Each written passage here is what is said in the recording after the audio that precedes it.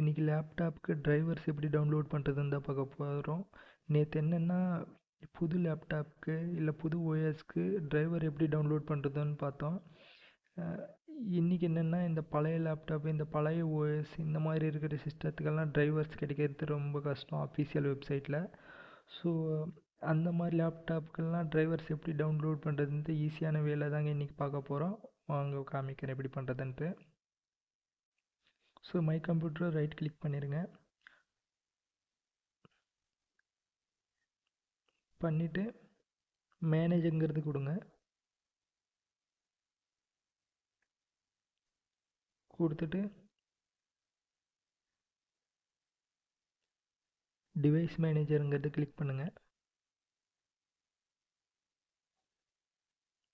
பண்ணிவிட்டு இந்த மாதிரி பிளேஸில் வந்து உங்களுக்கு டிரைவர்ஸ் ஏதாவது இந்த எல்லோ கலர் சிம்பிளாக அந்த மாதிரி காமிக்கும்.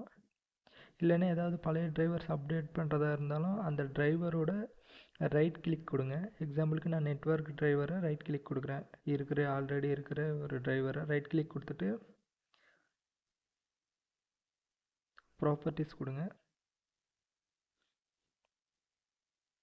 கொடுத்துட்டு டீட்டெயில்ஸ்க்கு போயிடுங்க.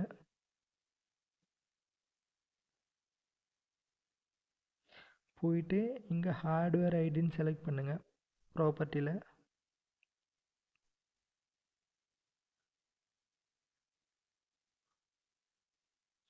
பண்ணிவிட்டு இங்கே பார்த்தீங்களா வருது டிரைவர்ஸ் டீட்டெயில் வரும். ஸோ இங்கேருந்து காப்பி பண்ணிக்கோங்க. அந்த 4 இதில் எது காப்பி பண்ணாலும் ஓகே. காப்பி பண்ணி இங்கே ப்ரௌசரில் பேஸ்ட் பண்ணுங்கள். பேஸ்ட் பண்ணிட்டு என்டர் கொடுங்க. என்டர் கொடுத்தோடனே இந்த மாதிரி வரும். இதில் நீங்கள் வந்து இந்த டிரைவர் ஐடென்டிஃபையர் இருக்குது பார்த்தீங்களா, இந்த செகண்ட் லிங்க்கை அதை கிளிக் பண்ணிக்கோங்க.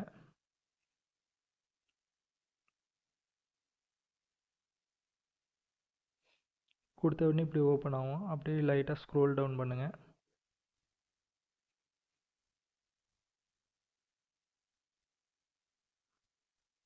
பார்த்தீங்களா எல்லா டிரைவர்ஸும் இந்த இடத்துல காமிக்கும். ஸோ உங்களோட ஓஎஸ் எந்த ஓஎஸ்ன்னு பார்த்துட்டு உங்களுக்கு எந்த டிரைவர் சப்போர்ட் ஆகும்னு பார்த்துட்டு அதை டவுன்லோட் பண்ணிக்கோங்க. எக்ஸாம்பிளுக்கு நான் ஒன்று இப்போ டவுன்லோட் பண்ணுறேன் பாருங்கள். டவுன்லோடுன்னு கொடுத்த பின்னாடி அப்படியே ஸ்க்ரோல் டவுன் பண்ணுங்கள்.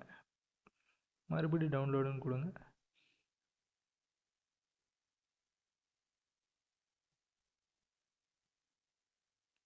இங்கே டவுன்லோடுங்கிறது கிளிக் பண்ணுங்கள். அதை கிளிக் பண்ணி ஹெச்பி இருக்குது பார்த்தீங்களா, அதை கிளிக் பண்ண உடனே டவுன்லோட் லிங்க் ஓப்பன் ஆகும். ஓப்பன் ஆகிட்டு click here to download from identifier சர்வருங்க இதை கிளிக் பண்ண உடனே டவுன்லோட் ஸ்டார்ட் ஆகிரும். பார்த்தீங்களா டவுன்லோட் ஸ்டார்ட் ஆகிடுச்சு. ஸோ இப்படி தாங்க உங்களுக்கு தேவையான டிரைவரை வந்து டவுன்லோட் பண்ணணும். இது வந்து நிறைய பழைய சிஸ்டத்துக்கெல்லாம் ரொம்ப யூஸ்ஃபுல்லாக இருக்கும். ஸோ இந்த வீடியோ உங்களுக்கு பிடிச்சிருந்துச்சுன்னா லைக் பண்ணுங்கள், ஷேர் பண்ணுங்கள், கமெண்ட் பண்ணுங்கள். Thank you friends.